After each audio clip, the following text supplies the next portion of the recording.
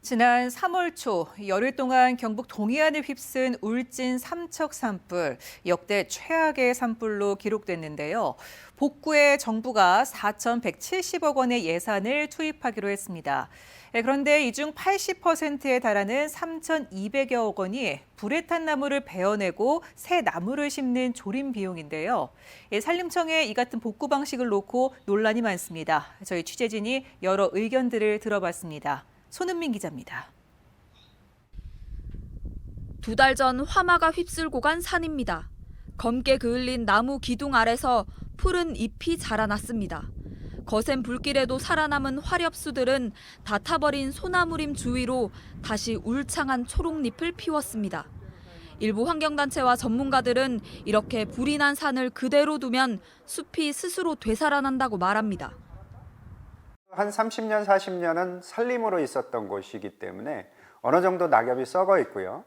그 다음에 지금 현재 불탄 나무들이 양분이 그대로 산속에 녹아들어가 있기 때문에 굉장히 빠르게 복원이 됩니다. 지금 천연갱신이 되면 자연스럽게 화렵수림으로 발달하게 돼 있습니다. 그래서 대화수림대를 조성한다는 것 자체가 전혀 논리에 맞지 않고요. 시간이 지나면 산불에 강한 내화수림이 저절로 형성되기 때문에 산림청이 굳이 수천억 원의 돈을 들일 필요가 없다는 겁니다.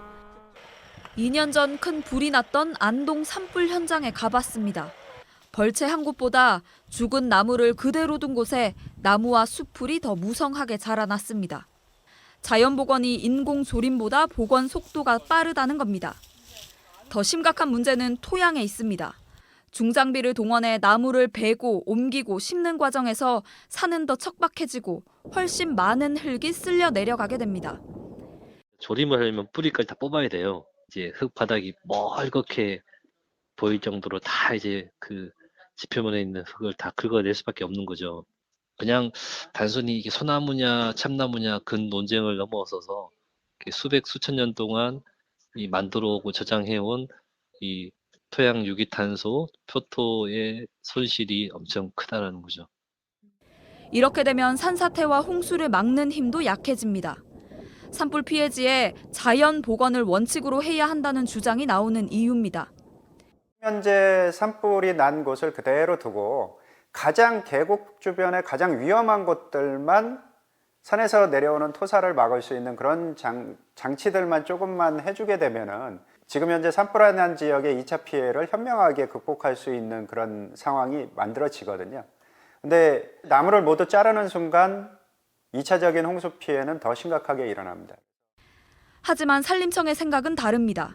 고사목은 해충이 자랄 수 있고 장마나 호우 때 쓰러지고 유실돼 2차 피해가 발생할 위험이 커서 벌채가 필요하다는 겁니다.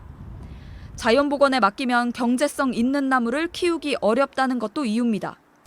산주나 주민들이 송이버섯을 생산하기 위해 소나무 심기를 원하는 경우도 많습니다.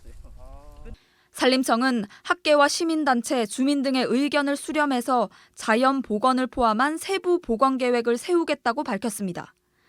올해 국내에서 발생한 산불은 500여 건, 2만 3천여 헥타르의 숲이 잿더미가 됐습니다.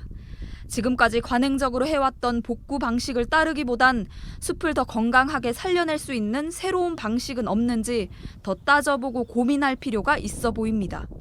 MBC 뉴스 손은민입니다.